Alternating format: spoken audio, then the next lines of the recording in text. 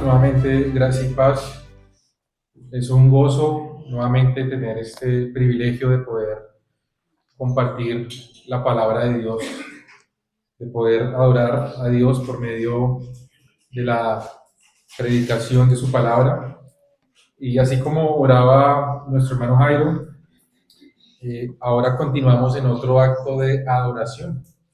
Ustedes van a estar allí adorando, hermanos, escuchando el mensaje, la palabra de Dios, y yo estaré adorando, predicando. Así que Dios nos ayude a ambos estar concentrados, estar atentos a este tiempo de adoración y que ustedes también pueden allí estar atentos y dispuestos, y pueden poner sus celulares en modo avión, apagarlos y que podamos tener menos distracciones posibles.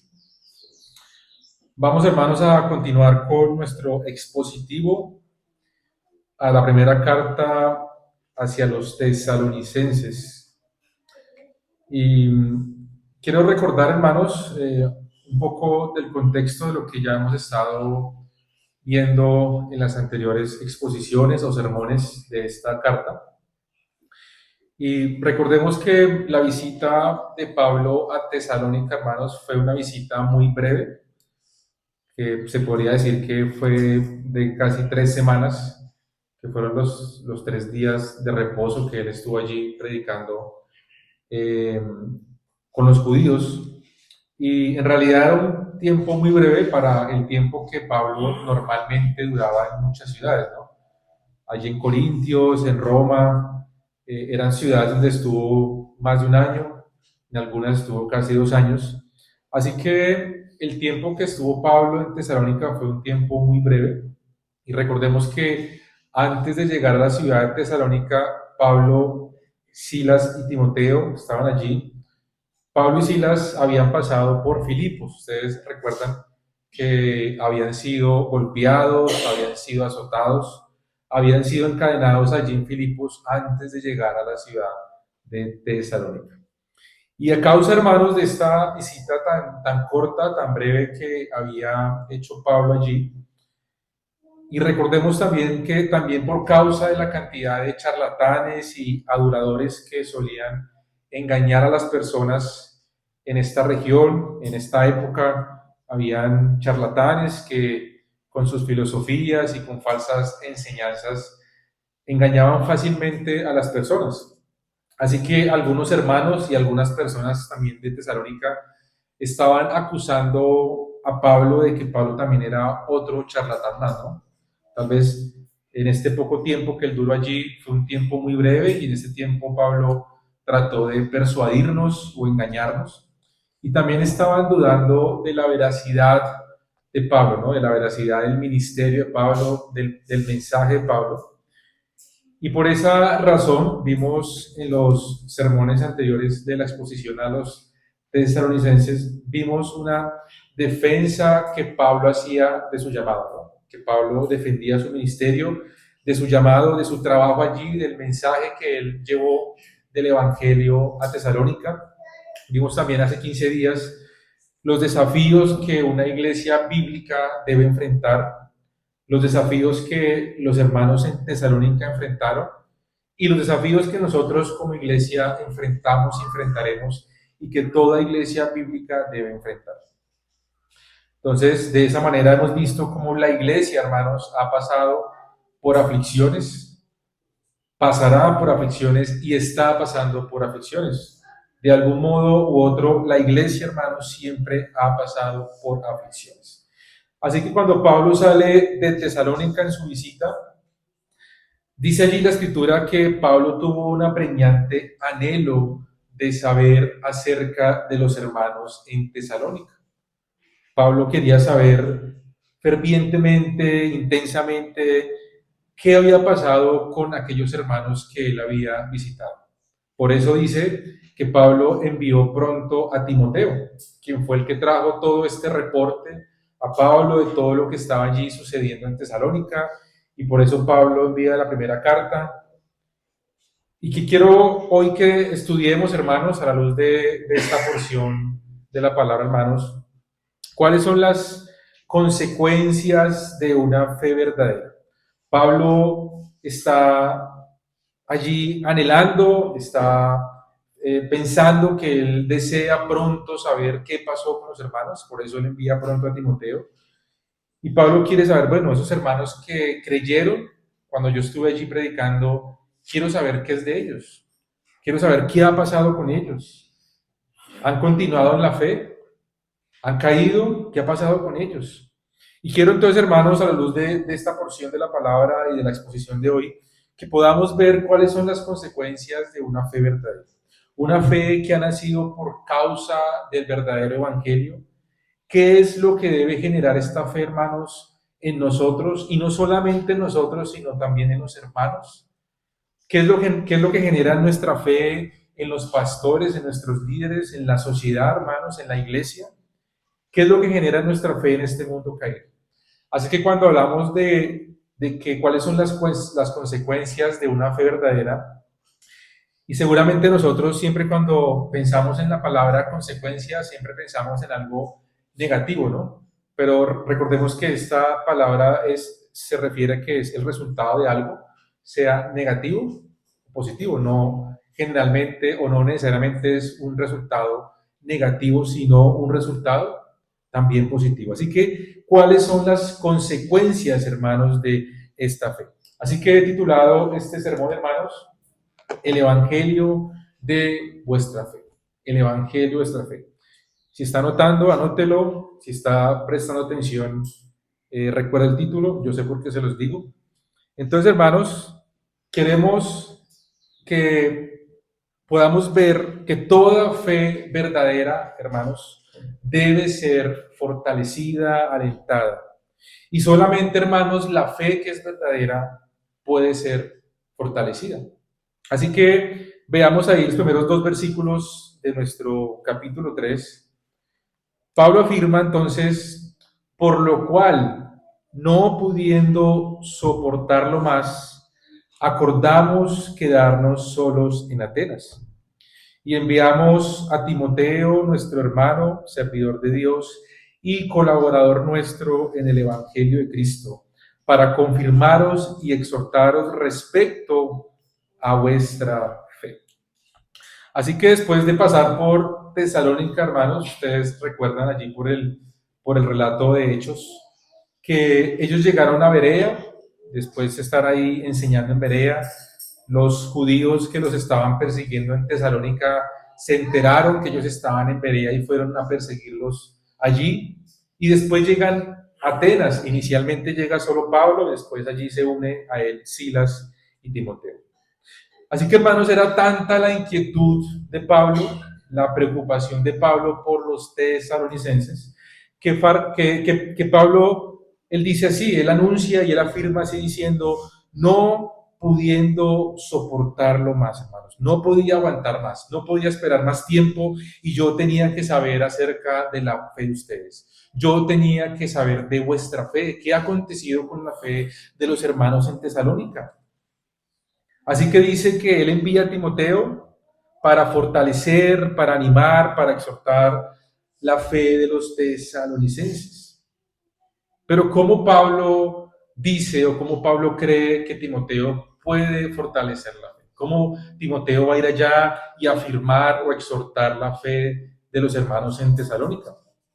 ¿Y qué es lo que dice de Timoteo en el versículo 2? Y enviamos a Timoteo, nuestro hermano, servidor, diáconos, esa es la palabra griega ahí, diáconos de Dios y colaborador nuestro, ¿en qué? En el Evangelio de Cristo, hermanos. Timoteo iba a fortalecer a los hermanos en Tesalónica, ¿con qué, hermanos? Con el Evangelio de Cristo. Y por eso leíamos, quiero que vayamos ahí en el capítulo 2. Recuerdan en el anterior sermón de la carta a los tesalonicenses, dice el versículo 3 del capítulo 2, porque nuestra exhortación no procedió de error, ni de impureza, ni fue por engaño. Versículo 4 dice, sino que según fuimos aprobados por Dios para que se nos confiase el Evangelio, hermanos. Hermanos, la forma en cómo Timoteo iba a afirmar, a confortar, a exhortar, a animar la fe allí de los hermanos en Tesalónica era con qué, hermanos, recordando el Evangelio, hermanos. Y es que es la tarea que todo creyente debe hacer, la tarea de cada maestro, la tarea de cada pastor, la tarea de cada uno de nosotros como iglesia, hermanos, es recordar el Evangelio.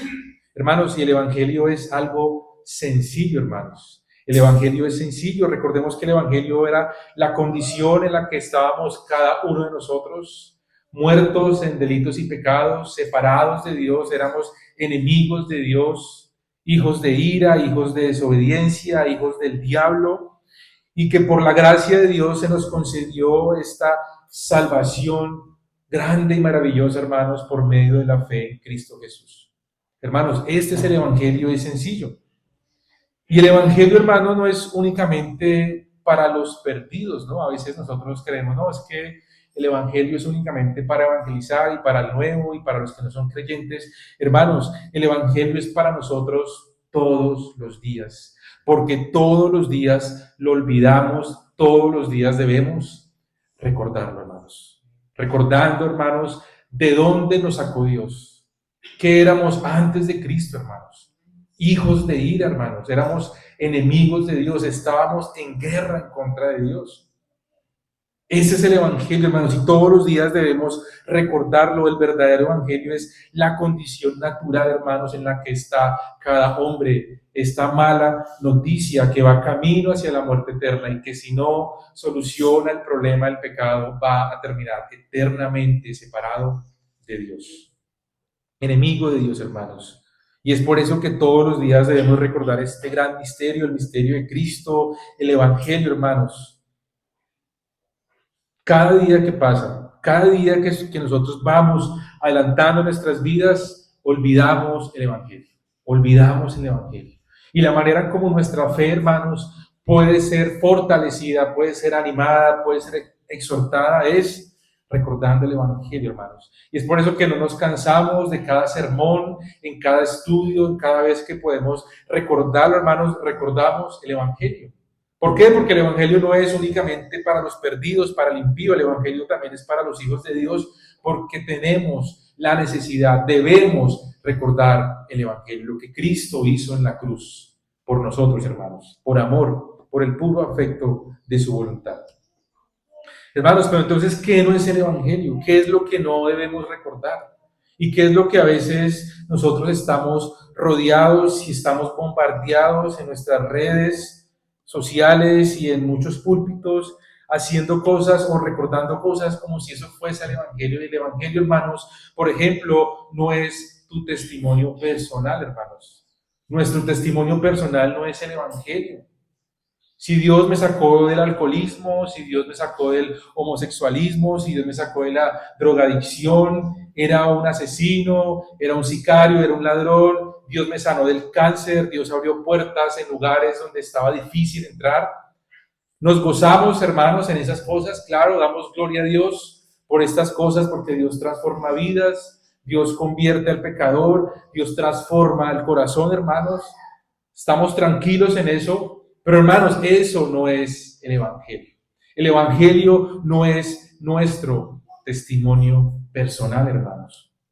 Cualquier cosa que hayamos pasado en nuestra vida, damos gloria a Dios, sea bueno y sea malo. Y si Dios ha obrado en nuestras vidas con estos cambios, pero hermanos, ese no es el Evangelio. El Evangelio no es nuestro testimonio personal, hermanos. Cristo es el Evangelio. Las personas vendrán a Cristo a escuchar el verdadero Evangelio, hermanos.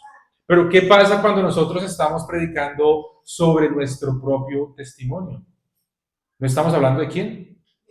De Cristo. ¿Estamos hablando de quiénes? De nosotros, somos el centro. Y nosotros somos somos antropocéntricos, el hombre es el centro del Evangelio. Y es que mi vida, y es que yo hice, y es que me sanó, y es que me cambió, es que yo era... Y todo es el centro de nosotros. Cuando basamos el Evangelio en nuestro testimonio personal, hermanos. Así que cuando hablemos del Evangelio, tenemos que hablar de quién. de Cristo Jesús, hermanos. Hay que hablar del Evangelio, pero Cristo es el centro del Evangelio. Cristo es el centro de la historia de la redención. Cristo es el centro de la Biblia. Por eso es que la palabra de Dios es cristocéntrica y es cristotélica. Él es el centro y todo apunta hacia Él, hermanos.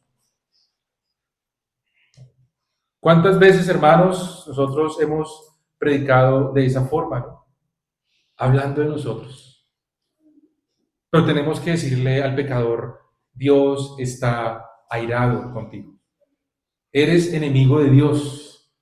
Tienes una mala noticia y es que estás separado de Dios. Debes solucionar este problema grave del pecado.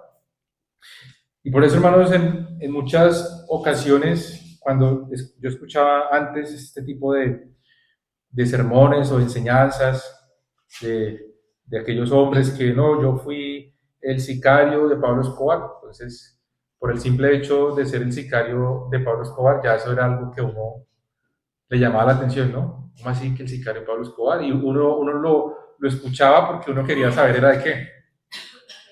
De la historia, de todo lo que él había hecho como sicario y qué fue eso de compartir con Pablo Escobar y cuántos mató y por qué mató y todo lo que hizo. Y eso es verdad, ustedes pueden buscar, yo no sé si este hermano hoy siga siendo pastor, creyente, pero hay un hermano que en su testimonio cuenta que él fue sicario de Pablo Escobar. Pero ¿qué era lo que uno lo hacía llegar a él? Pues su testimonio, su vida.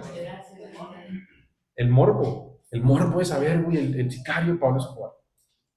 Y muchas veces antes cuando yo escuchaba esto, yo decía, bueno, si algún día yo quisiera predicar, pues no voy a poder predicar porque yo no tengo nada asombroso de qué contar. Yo no fui sicario, yo no fui alcohólico, no fui drogadicto. ¿Qué voy a hablar yo si yo no tengo nada asombroso en mi vida? Pero cuando entendí el Evangelio, supe que Cristo es lo asombroso, hermanos. La cruz es lo asombroso, hermanos. Lo que sucedió allí, hermanos, es lo que debemos predicar, hermanos. No importa nuestra vida, hermanos. Debemos enfocarnos en Cristo, hermanos. Y así que esto es lo que Timoteo le está diciendo allí a los tesalonicenses. ¿Cómo fortaleció Timoteo a los hermanos? Recordándoles el Evangelio, recordándoles la cruz. Hermanos, el Evangelio no es que Cristo vino a darte prosperidad, Cristo vino a sanarte, Cristo vino a solucionar tus problemas, Cristo vino a darte una vida sin aflicciones, sin problemas. Ese no es el Evangelio, hermanos. Cristo no vino a eso, amados hermanos. Entendamos esta gran verdad de las Escrituras. Cristo vino a solucionar el problema más grande del hombre, que es el pecado, hermanos. El Hijo de Dios se hizo, hermanos, hombre para venir a rescatarnos de esta condenación eterna. Y es por eso que allí, en nuestra carta, en el versículo 3, en la parte A dice, a fin de que nadie se inquiete por estas tribulaciones. Hermanos, en ninguna parte de la Biblia, ni Cristo, ni los apóstoles, ni los profetas, ningún buen maestro a lo largo de la historia, nadie, ningún buen pastor, ni los reformadores, ni nadie, hermanos, nadie, ningún pastor siervo de Dios ha afirmado que nosotros no pasaríamos por tribulaciones, hermanos. ¿De dónde salió esto, hermanos? ¿Cuántas veces hemos escuchado que Cristo vino a solucionar todos nuestros problemas? ¿Cuántas veces hemos escuchado eso? Que Cristo vino y Él lo puede hacer, hermanos. Él lo hace, confiamos en eso, pero Él no vino a eso, hermanos. Él sana, claro que nuestro Dios sana, hermanos, pero Él lo hace si Él quiere, hermanos, y con el que Él quiere y donde Él quiere, hermanos. Dios no está obligado a sanar a nadie. Dios no está obligado, hermanos, de hacernos ricos. Dios no está obligado, hermanos, de que seamos famosos, de que seamos prósperos. Si hay que estar toda la vida con una enfermedad, pues está toda la vida con una enfermedad, hermanos. Cristo vino a solucionar el problema más grande, es el problema del pecado. Y este es el Evangelio, amados hermanos.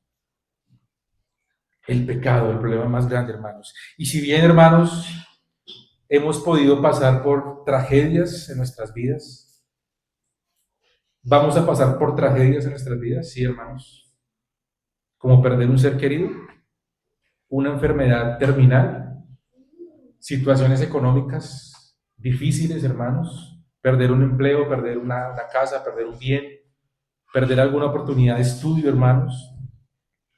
Y seguramente cada uno de nosotros que hemos pasado por diferentes tragedias, que no negamos que son difíciles, hermanos, y que sufrimos y que lloramos, nada de esas tragedias, hermanos, se compara con la tragedia de estar separado de Dios. Nada, hermanos, de eso se compara con la tragedia más grande que es ser enemigo de Dios, la muerte eterna, hermanos. Hermanos, un solo segundo en el infierno bastará para darnos cuenta de que no se compara con nada de lo que pudimos haber vivido en la tierra.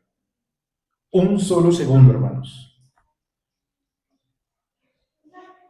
Así que dice Pablo, nuestro hermano Timoteo fue allí a fortalecer vuestra fe, para que nadie se inquiete o para que nadie se turbe a pesar de estas tribulaciones o aflicciones. Hermanos, la fe se fortalece únicamente por el Evangelio, hermanos. No hay otra forma de que nuestra fe sea fortalecida y es por medio del Evangelio. Y el Evangelio es la palabra de Dios. Y el Evangelio lo conocemos al escuchar la palabra de Dios, al estudiar la palabra de Dios, cuando meditamos en la palabra de Dios. Hermanos, no se trata de cuánta Biblia sabemos, es de cuánta Biblia vivimos, hermanos. ¿Cuánta Biblia vivimos? No es llenar únicamente nuestra mente de conocimiento, hermanos, y estar capacitado para ganar debates y responder las preguntas teológicas más difíciles, para parecer más intelectuales, hermanos, es cuánta Biblia pasamos de aquí, de nuestra cabeza, al corazón, hermanos. ¿Cuánta Biblia, hermanos, estamos viviendo? Y si eso es lo que estamos haciendo, pues entre más Biblia sepamos, pues más Biblia viviremos. No podemos tampoco limitarnos y quedarnos, ay, yo me quedo con esto, me quedo con el ABC. Hermanos, hay que avanzar en el estudio, pero es a la medida que avanzamos del conocimiento de Dios, aplicamos esto que conocemos de Dios. ¿Cómo esto puede traer a nuestras vidas gozo? ¿Cómo podemos aplicar esto, hermanos? ¿Y cuántas decisiones, hermanos, en nuestras vidas estamos en constante conflicto? ¿Qué hacemos? ¿Esto que voy a hacer agrada al Señor o no? Pero muchas veces no sabemos, hermanos. ¿Por qué? Porque no sabemos. No nos gusta estudiar la Biblia, no nos gusta leer la Biblia, hermanos. Tenemos tiempo para todos menos para conocer más a Dios. Y entre más sepamos de Dios, entre más sepamos qué dice la Escritura con respecto a cualquier cosa, hermanos. La Biblia tiene una respuesta, hermanos, para cualquier pregunta, hermanos, aún para las preguntas más difíciles. Tal vez no de manera literal o de manera específica, pero sí hay principios en la Escritura que nos pueden ayudar a identificar qué dice la Biblia con respecto a algo, hermanos. ¿Qué dice la Biblia con respecto a mi rol como esposa, como mujer? ¿Qué dice la Biblia con respecto a mi rol como hombre, como esposo? ¿Qué dice la Biblia con respecto a las leyes terrenales? ¿Qué dice la Biblia con respecto al día del Señor, hermanos? ¿Lo sabemos? Claro, tal vez no, tal vez sí, pero la Biblia habla de eso. La Escritura dice eso, enseña de eso, hermanos. Y a veces en cosas tan sencillas no sabemos qué hacer porque no sabemos qué dice la Biblia. Entonces, ¿cómo vamos a vivir la Biblia si no la conocemos, hermanos? Hay que estudiar la Biblia, hay que vivir la Biblia. Así que Pablo dice allí, para que nadie se inquiete por estas tribulaciones. Para que nadie se inquiete por estas tribulaciones. Leamos ahí entonces la parte B. Dice, porque vosotros mismos sabéis que para esto estamos puestos, que para esto estamos puestos. Hermanos, en segundo lugar, entonces, ya vimos en primer lugar que una consecuencia de una fe fortalecida es que es a través del Evangelio. Es decir, que la verdadera fe, hermanos, es fortalecida únicamente con el Evangelio. En segundo lugar, hermanos, una consecuencia de una fe fortalecida por el Evangelio, afirmada en el Evangelio, es que alguien que ha sido confirmada por el verdadero Evangelio debe, hermanos, pasar por tribulaciones, debe pasar por aflicciones. Y dice así como dice Pablo, no se inquieta fácilmente por las tribulaciones. Hermanos, nuestra fe debe ser exhortada. Nuestra fe, hermanos, debe ser consolada.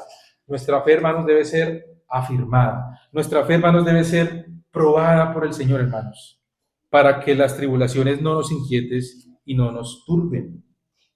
Hermanos, ¿qué nos causa aflicción? ¿Qué nos puede causar aflicción? Tantas cosas, hermanos, todos los días. Muchas cosas nos pueden causar aflicción. Y a cada uno de nosotros de diferentes formas, de diferentes cosas, en diferentes grados. Pero hermanos, nuestra fe debe ser probada. Nosotros como creyentes, hermanos, debemos pasar por estas tribulaciones, como dice Pablo allí. No podemos omitirlas de nuestras vidas, hermanos. Debemos pasar por el fuego y estar tan fortalecida que no sea tan fácil inquietarse. Estar tan fortalecida, hermanos, que no sea tan fácil inquietarse. Por eso Pablo allí en el versículo 2 dice, para confirmaros y exhortaros respecto a vuestra fe. ¿Para qué? Dice el versículo 3, a fin de que nadie se inquiete. ¿Cuál es el propósito de afirmar esa fe, hermanos? Para que nadie se inquiete. La fe es exhortada y animada para que nadie se turbe en medio de la tribulación, hermanos. Hermanos, el sufrimiento es una de las formas en cómo Dios trata con sus hijos. Hermanos, el sufrimiento es una de las formas en cómo Dios trata con sus hijos. No podemos omitir eso de nuestras vidas, hermanos. Y si queremos omitirlo, pues debemos salir del camino del Señor. Y con el sufrimiento, hermanos, pueden pasar dos cosas. O confirmamos que nuestra fe es verdadera, o confirmamos que nuestra fe es una fe falsa. Muchas personas pasan por sufrimientos y esto los mueve a no tomar en serio el Evangelio. Hay personas que no pueden pasar por nada, hermanos. Sufren cualquier cosa y ya no quieren saber de Cristo. Es que me miraron mal en la iglesia, ¿no? Ya no quiero volver a la iglesia. Es que se me rompió una uña, ¿no? Pues ya no quiero salir, hermanos. Cualquier sufrimiento en cualquier persona los aleja, hermanos. Y demuestran que su fe ha sido una fe falsa. Hermanos, la fe debe ser probada a través del sufrimiento, porque nosotros debemos ser parte con los sufrimientos de Cristo a causa de la fe del Evangelio, hermanos. Y Pablo afirma que el cristiano pasará por tribulaciones en este mundo. Y dice otra vez allí, ¿no? Porque vosotros mismos sabéis que para esto estamos puestos.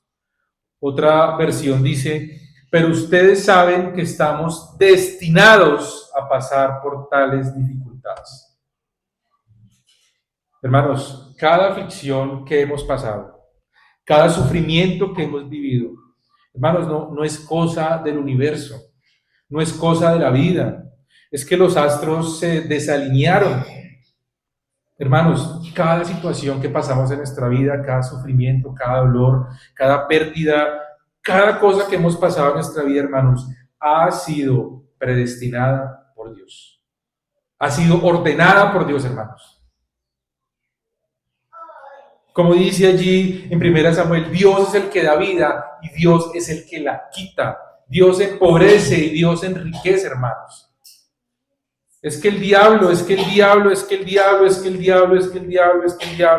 hermanos.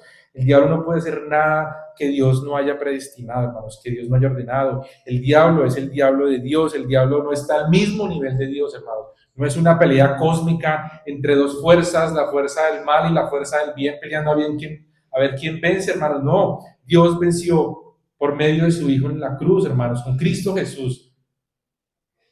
destrozando, destruyendo, dándole un golpe certero en la cabeza a la serpiente, hermanos. Hermanos, así que Pablo dice, hermanos, ustedes no deberían turbarse, porque estas tribulaciones que ustedes están pasando, ustedes han sido puestas para eso. Ustedes fueron allí destinados a eso. No debería inquietarnos, hermanos, porque Dios es quien nos puso aquí, en esta prueba. Fue Dios el que nos puso aquí en esta tribulación, hermanos. Hermanos, ¿esto no debería darnos esperanza? ¿No debería esto darnos gozo, hermanos? ¿No debería esto producir en nosotros tranquilidad? Saber que estamos en las manos de Dios, que fue Dios el que nos puso ahí, hermanos, y no el diablo, y no el destino, y no la vida, el universo, los astros. Hermanos, porque si fuera así, de verdad que la vida sí sería realmente preocupante, hermanos.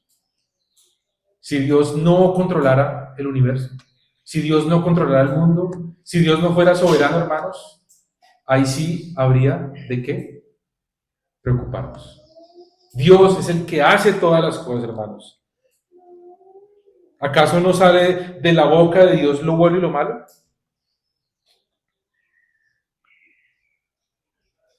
Y las personas no reconocen esto, hermanos. A veces incluso hasta los mismos creyentes.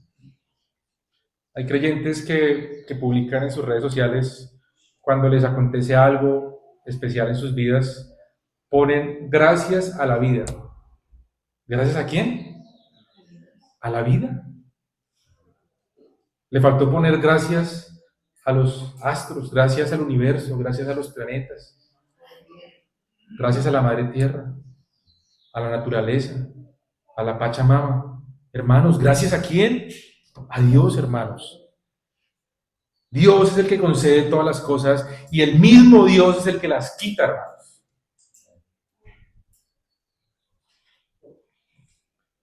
¿Qué dice el versículo 4? Porque también estando con vosotros os predecíamos que íbamos a pasar tribulaciones como ha acontecido y sabéis. Pablo dice, hermanos, ustedes están pasando tribulación, pero ya nosotros les habíamos advertido. Eso es algo que se veía venir, hermanos.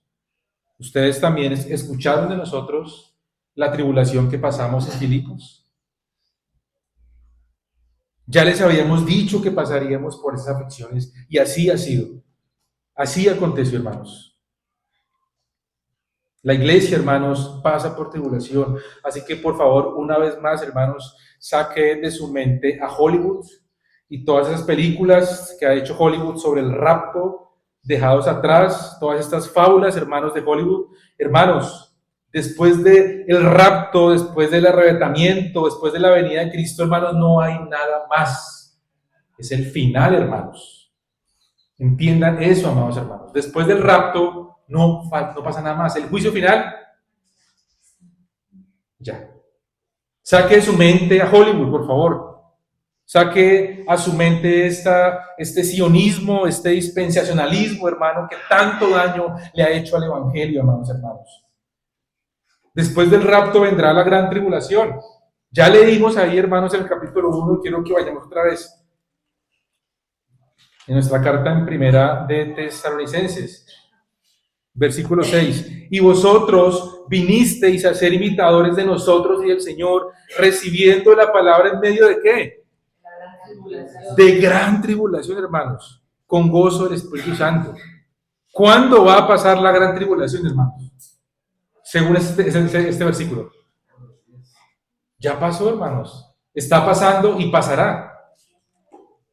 Por favor, hermanos, saquen de su mente a Hollywood, saquen el rapto pretribulacional, hermanos, saquen todo esto, hermanos, saquen todo eso de su mente y recuerden que Cristo vendrá por segunda vez por su pueblo.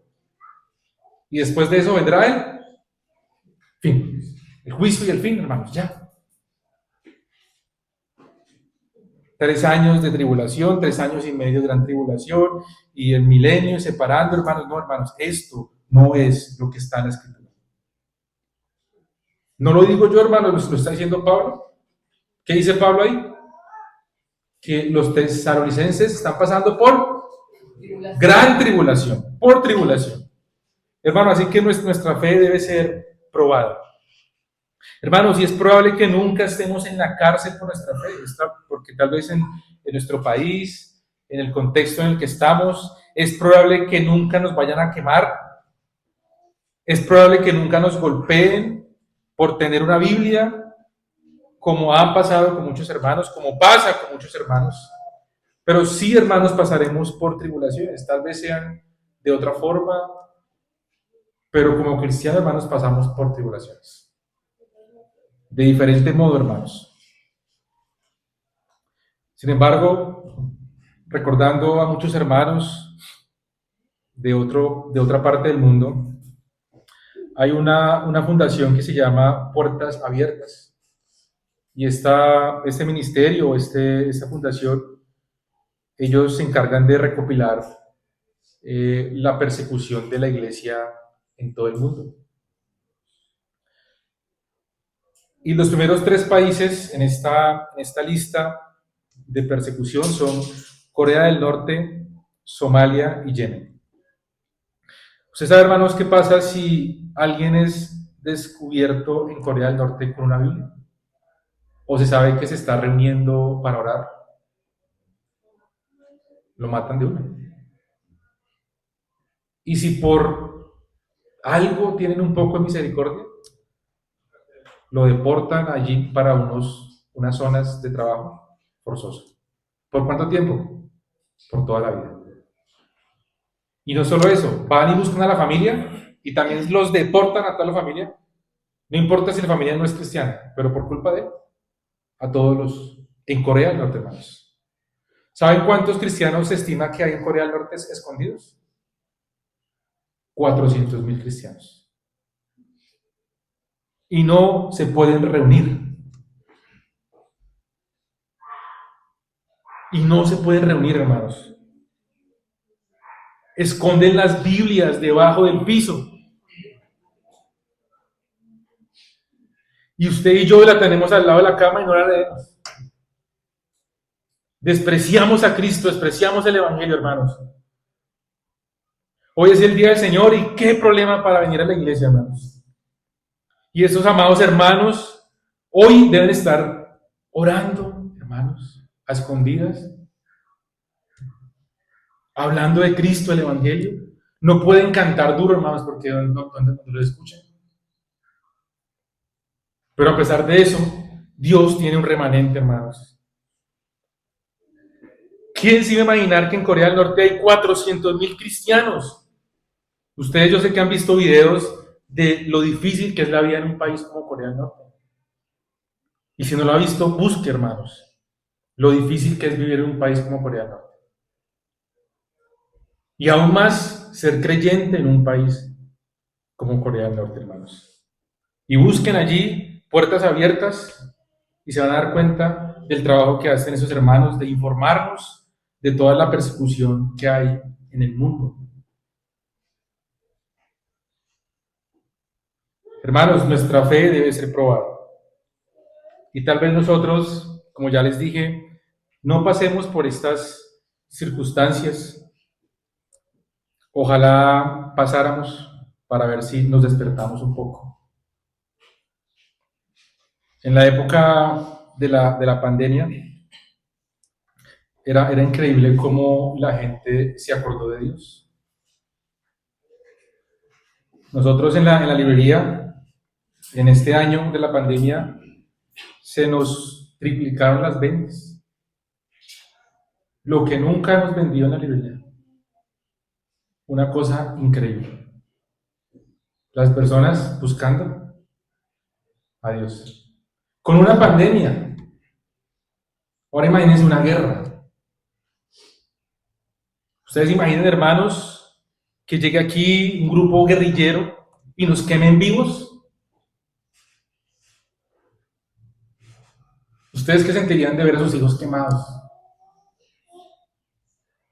Bueno, eso pasa en Yemen, en Somalia, en Nigeria, por causa de Cristo, hermanos.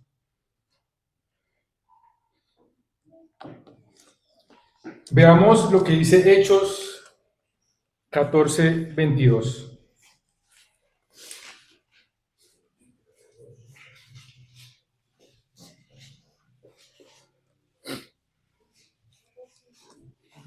Hechos 14:22.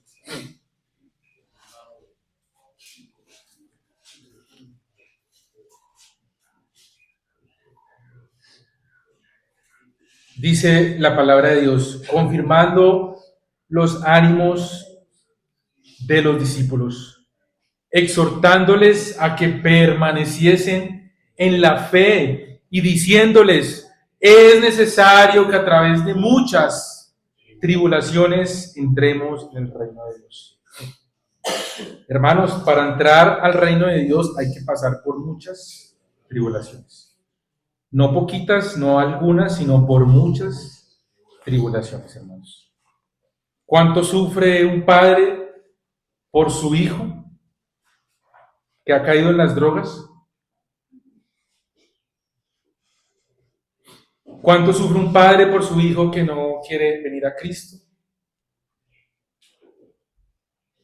Todas estas son tribulaciones, hermanos, que debemos pasar para la gloria de Dios, hermanos.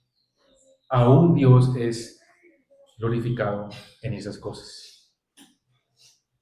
Hermanos, muchas de las cosas, aunque son prueba de Dios, aunque son parte del trato de Dios, no debemos ignorar, hermanos, que también hay cosas que suceden como parte de la disciplina de Dios, ¿no? Por nuestro pecado. Hemos pecado contra Dios muchas veces y si es que nosotros le pertenecemos como hijos, debemos ser ¿qué? Disciplinados por Dios, hermanos. Así que no le echemos la culpa al diablo de todo, hermanos. Hay cosas que suceden por nuestra propia culpa, porque hemos pecado contra Dios y Dios debe ¿qué? Disciplinarnos. Y no todo es prueba de Dios y no todo es trato de Dios, hermanos. También hay cosas que suceden como parte de la disciplina de Dios. Así que Dios tiene un cuidado paternal y nos cuida y nos disciplina, hermanos. Hermanos, si su vida cristiana es una vida sin este tipo de tribulaciones, usted, hermanos, debería cuestionarse si su fe es una fe verdadera. Usted debería pellizcarse a ver si usted está vivo. Si vuestra fe produce lo mismo que produjo en Pablo, que Pablo dijo, estoy tranquilo al escuchar lo que ha pasado con ustedes. Lo que Timoteo me contó de ustedes, eso ha traído a mí paz. Porque ustedes están allí pasando por tribulación y su fe ha sido fortalecida por el Evangelio, por las tribulaciones. Quiero que veamos, hermanos, en el Evangelio de Lucas, capítulo 8, versículo 13.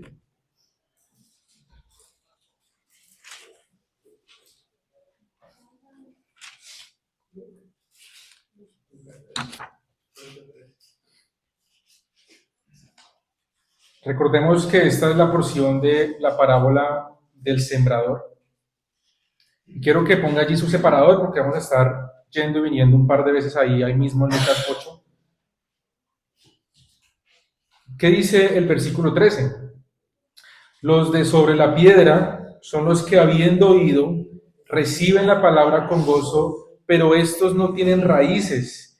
Creen por algún tiempo y en el tiempo de la prueba se apartan.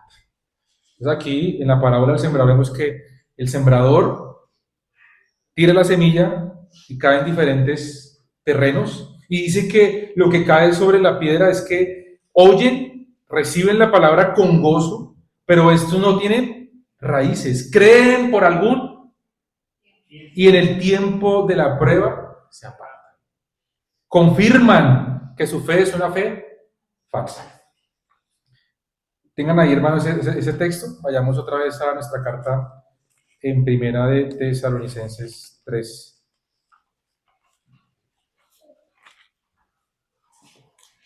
¿Y qué dice el versículo 5?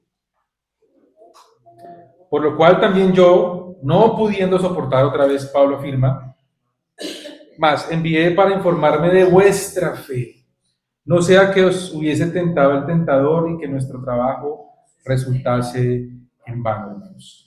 Hermanos, la tercera consecuencia de una fe afirmada verdadera es que no puede ser arrancada por el tentador.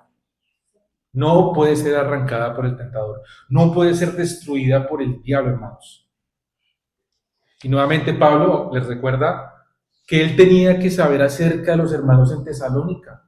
¿Qué pasa con la fe de mis hermanos? ¿Qué pasó con ellos? ¿Han permanecido fieles o han sido vencidos por el enemigo, por el diablo?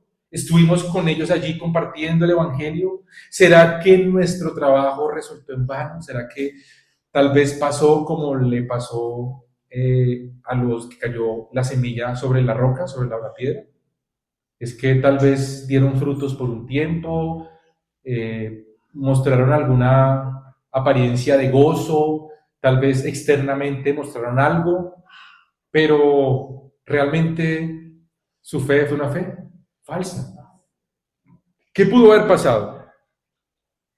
Hermanos, la Biblia confirma que nada nos puede separar del amor de Dios. Como veíamos hace 8 días, nada ni nadie nos puede arrebatar de la mano de Dios, hermanos. Y aquí, hermanos, es importante hacer una diferencia en lo que es una fe genuina a una fe falsa, también conocida como una fe histórica o una fe temporal. Entonces hay personas que tienen una fe histórica o una fe temporal y hay que hacer esta diferencia. Y veamos lo que aparece allí en Lucas 8:14, otra vez allí en la parábola del sembrador.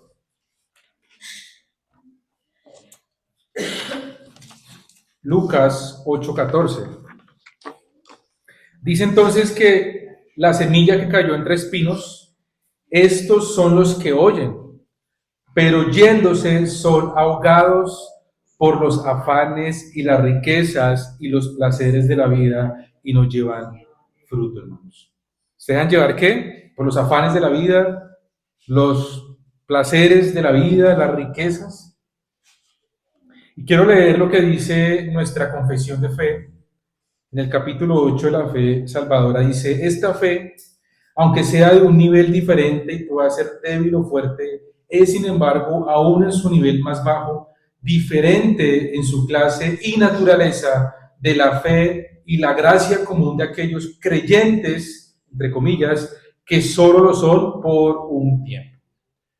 Entonces, amados hermanos, debemos hacer una diferencia entre lo que es una fe verdadera a una fe temporal, una fe histórica o una fe falsa, hermanos. Hermanos, y aunque muchas veces nuestra fe sea atacada y debilitada, resulta, sin embargo, dice la confesión, victoriosa, creciendo en muchos hasta obtener la completa seguridad a través de Cristo Jesús, quien es autor y consumador de nuestra fe, hermanos. Y ahora, ¿qué dice el versículo 2, hermanos?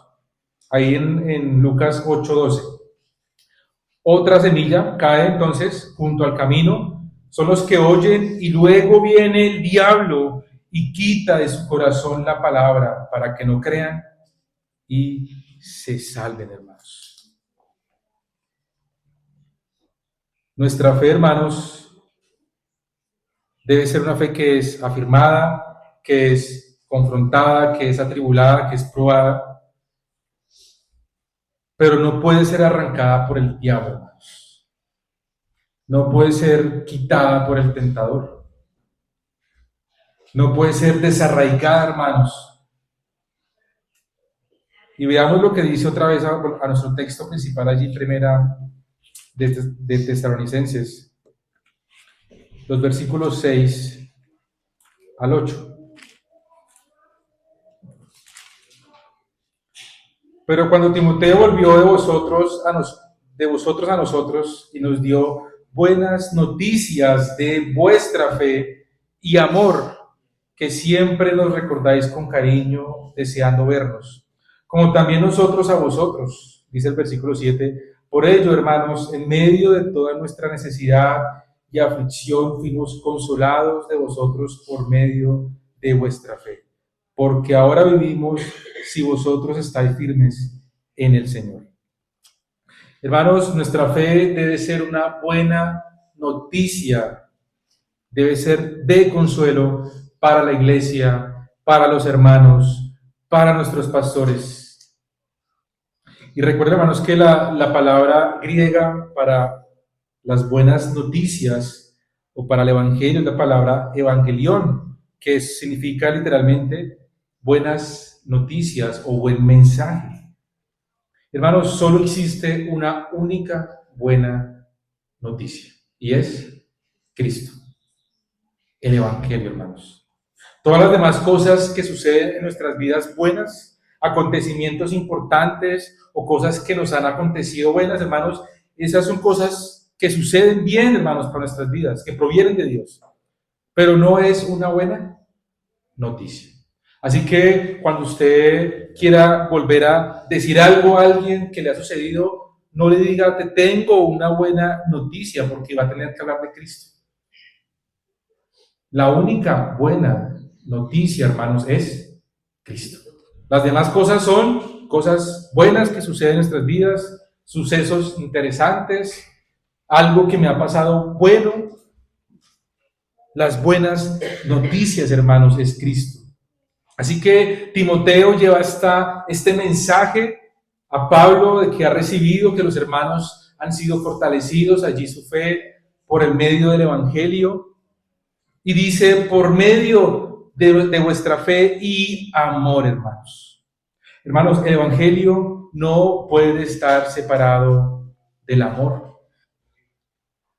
Solemos separar estas dos cosas, ¿no? El Evangelio es una cosa y el amor es otra cosa. Hablamos de Cristo, pero no amamos. O decimos amar, pero no estamos en el Evangelio, no estamos en Cristo. ¿Y qué dice la Escritura, por ejemplo, en Primera de Juan 3:10? Vayamos allá al final de nuestra Biblia, antes del Apocalipsis, Judas.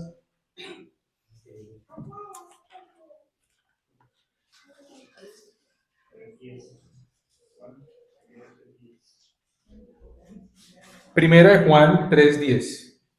Y voy a leer desde el versículo 9 a favor de usted. Dice, todo aquel que es nacido de Dios no practica el pecado, porque la simiente de Dios permanece en él y no puede pecar porque es nacido de Dios. Y preste atención al versículo 10, amado hermano. En esto se manifiestan los hijos de Dios y los hijos del diablo. ¿Cuál es la diferencia entre un hijo de Dios y un hijo del diablo? Todo aquel que no hace justicia y que no ama a su hermano no es de Dios, hermanos. El que no ama a su hermano no es de Dios. ¿Amamos a los hermanos? Hermanos, la fe verdadera, vuestra fe debe ser una fe que demuestra el amor y que se consuela, hermanos, unos con otros. Hermanos, nuestra fe consuela a los otros. Una fe que consuela a los hermanos, a la iglesia, a los líderes, a los pastores, así como la fe de los tesalonicenses estaba consolando a Pablo. Hermanos, yo les pregunto, si el apóstol Pablo fuese el misionero de esta iglesia, ¿nuestra fe consolaría a Pablo? ¿O le daría una tristeza, una vergüenza? ¿O Pablo se sentiría consolado? Pablo dice, vuestra fe me ha consolado. Saber la fe de ustedes me ha consolado. Así que, hermanos, nuestra fe consolaría a Pablo. Nuestra fe honra al Señor, hermanos. Podemos pensar en eso, amados hermanos. Y nuevamente a nuestro texto principal, allí en Primera de Tesalonicenses.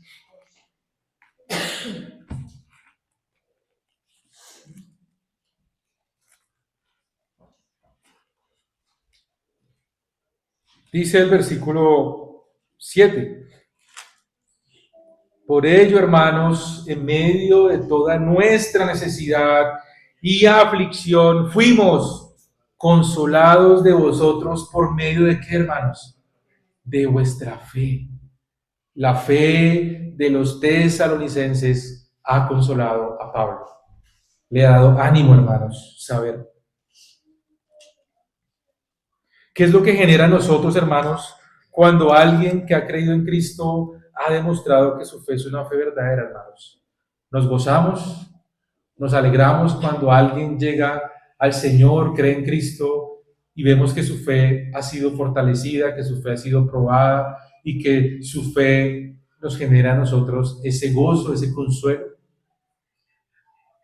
¿Qué genera a nosotros, hermanos? Este gozo es lo que debería generar, amados hermanos, esta alegría, saber que un hermano ha permanecido en la fe, que un hermano ha crecido en la fe, que un hermano ha fortalecido su fe, y eso nos consuela, eso nos da gozo, hermanos.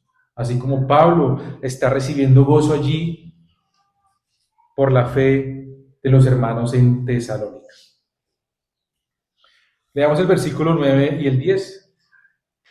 Por lo cual, ¿qué acción de gracias podremos dar a Dios por vosotros, por todo el gozo con que nos gozamos a causa de vosotros delante de nuestro Dios?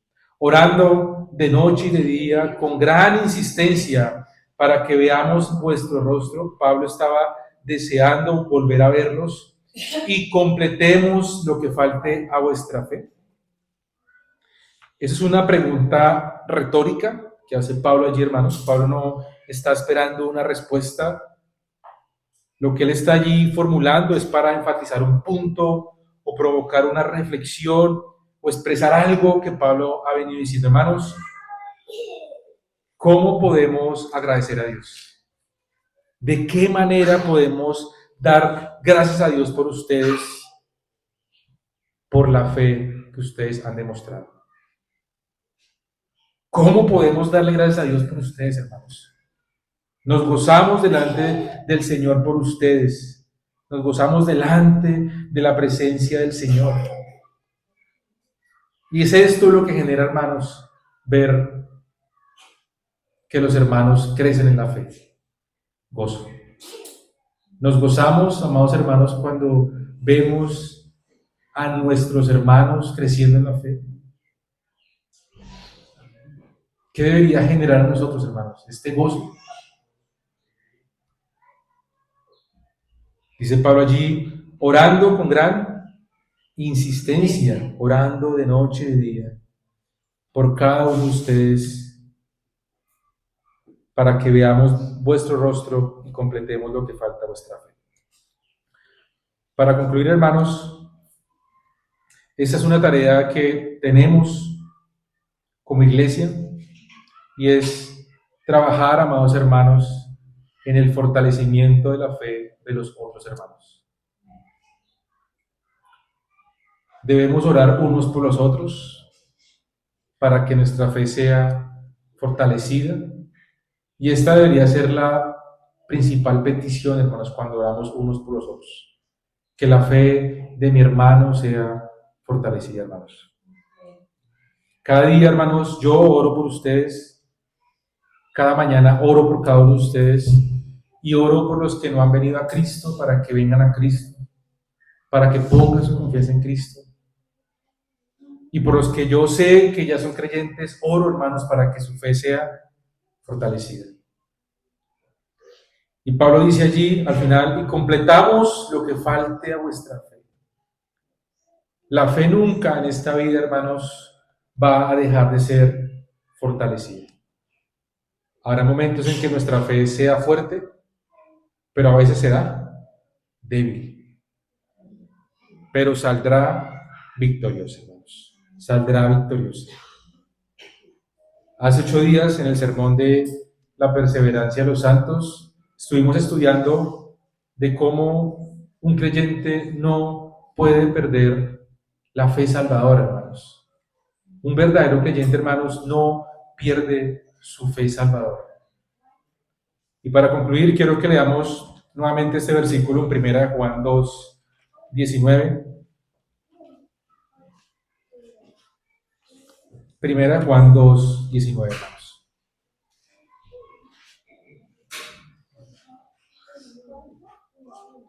¿Qué sucede entonces con aquellos hermanos, entre comillas, aquellas personas que estuvieron en la iglesia por un tiempo y se fueron y nunca más volvieron?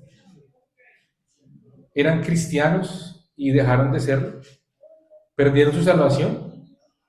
¿Perdieron su fe, hermanos? ¿Su fe era una fe verdadera y ahora ya la han perdido?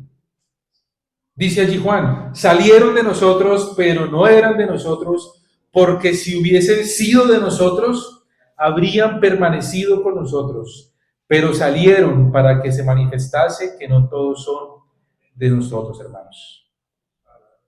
Hermanos, la fe verdadera permanece hasta el final, hermanos, y esta fe verdadera es la que es fortalecida, es la que es probada, es la que Dios preserva, la que Satanás no puede arrancar porque nadie nos puede separar de la mano del Señor. Y a los niños y a los hermanos, o mejor a los amigos que no son creyentes, recordarles que deben fijar su mirada en Cristo. Vengan a Cristo para que puedan ser libres de la ira venidera. Oremos, hermanos. Padre Dios bueno, te damos gracias por tu palabra, gracias por exhortarnos, Dios, a través de las Escrituras, Dios. Padre, te pedimos que nuestra fe pueda ser fortalecida por medio, Dios, del Evangelio, que lo recordemos todos los días, Dios. Que nuestra fe, Dios, sea fortalecida a través de las muchas tribulaciones. Que nuestra fe, Dios, pueda servir de ánimo y de consuelo para la iglesia, para los hermanos. Que nuestra fe, Padre amado, permanezca fiel al Evangelio, a ti, a la palabra. Y que nuestra fe, Dios, siga cada día siendo fortalecida, Padre amado. Que esto que falta a nuestra fe, Dios, que es por medio de la palabra, por medio de cada una de las formas que tú has determinado en cómo cada uno de nosotros podemos ser fortalecidos. Te pido por la fe de mis hermanos, para que ellos puedan crecer en el conocimiento de tu palabra, en el conocimiento de Cristo, de su vida, de su obra, Dios, que podamos seguir siendo un candelero encendido en esta región, en este sector, en esta ciudad, Padre. Úsanos a cada uno de nosotros a ser valientes, con denuedo, con valor, a predicar fielmente el Evangelio y a poder fortalecer a los hermanos en la fe. Que crezcan, Dios, en el conocimiento y que su fe sea fortalecida. Y que ojalá podamos recibir cada vez estas buenas noticias, este Evangelio, a través de nuestros hermanos, Padre. Te damos gracias en el nombre de Cristo Jesús. Amén y amén. Hermanos, muchas gracias.